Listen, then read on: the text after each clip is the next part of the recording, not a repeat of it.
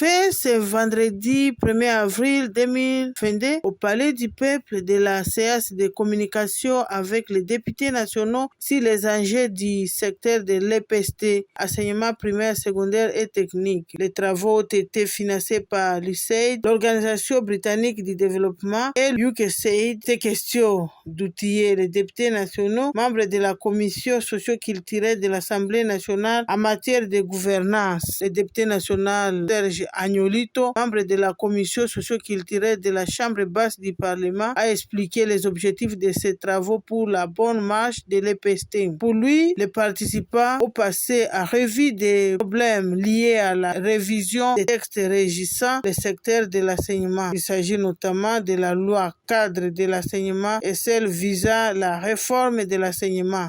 Tirer une leçon pour savoir comme parlementaire quels sont les différents textes que nous pouvons initier en vue de monter certaines réformes au sein de ce secteur de l'enseignement. Parce qu'il y a vrai des histoires que nous avons constatées, que nous ne pouvons pas tous détailler, mais comme parlementaire, c'est vraiment évident que nous puissions voir comment réfléchir pour voir sinon modifier ou nuancer certains textes qui peuvent régir quand même l'enseignement dans notre pays. Bien sûr, nous ne négligeons pas la loi 4 de l'enseignement de 1986 qui a été révisée récemment en 2014.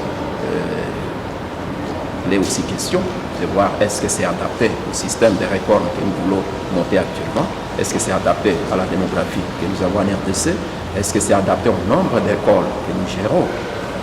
C'est ça ce qui m'a beaucoup plus attiré là-bas. Donc après, ce n'est que ça, c'est juste un séminaire de renforcement des capacités pour voir comment nous pouvons procéder par l'élaboration de certaines lois.